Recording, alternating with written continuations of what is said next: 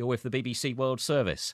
The Italian Football Federation is promising zero tolerance and swift action as it continues to investigate match fixing. They've so far arrested 9 current or former players who were at Bari last season, with the club's final 9 matches before relegation from Serie A the focus of their investigations. Andrea Masiello, now at Atalanta, was one of those arrested on Monday. He scored an own goal in a derby match against Lecce in 2011, a result which helped Lecce to win 2-0 and stay up. That was after Bari had already been relegated. I'm joined now by the Italian journalist Federico Farcomeni from Radio Mana Sport. Federico, let's just start with the background to this investigation then of Bari. Were there suspicions at the time with some of these matches? Well, hello Lee, good evening to anyone.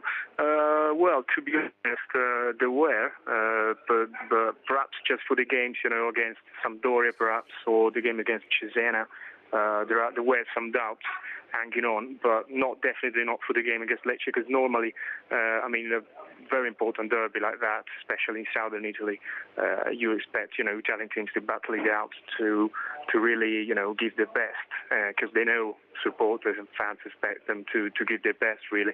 So there was not really, any doubts about that game, really. Perhaps about the other ones, because especially, when an Italian team perhaps is mathematically relegated, is not the same as in England, really. They tend to, give up points at the end of the season, the last games of the season. So that's something that really has been happening for ages, really. How serious could this get then for Bari and for the teams that they played against in those fixtures? Yeah, exactly. We're just expecting to understand what really went on, because apparently it's not clear yet if, there were also very influential people at Lecce who actually tried to persuade Masiello and the other players from Bari to surrender and to lose the game.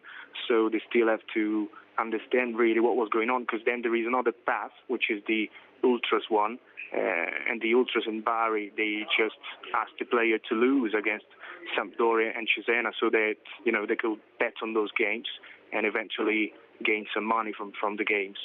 So there are, different paths really, and we have to see what's the responsibility from the clubs, because, like in 2006 at Calciopoli, definitely it was from, most influential areas of Italian football, match fixing and all that. But now we're facing players, really, who are directly involved. Sure. It's not only Bari or Lecce, it's also Lazio, apparently, the game against Genoa at the end of the season, or the game against Lecce as well, the very last.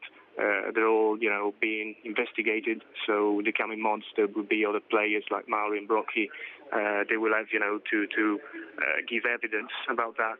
Sure. The sensation is that there will be a massive shake-up at the end of the season, really. This list, it seems extremely serious then for Italian football. You highlighted back in 2006 the problems there with Juventus, Lazio and Fiorentina relegated in the end for their involvement in match fixing. Just how bad could this get then for the game? Yeah, exactly. It's really very sad, to be honest. Because it could be yet another season of the league being battled out on the pitch and then being decided in the tribunal. So it's really definitely not good, especially because we know that Italian football now has lost the visibility it used to have.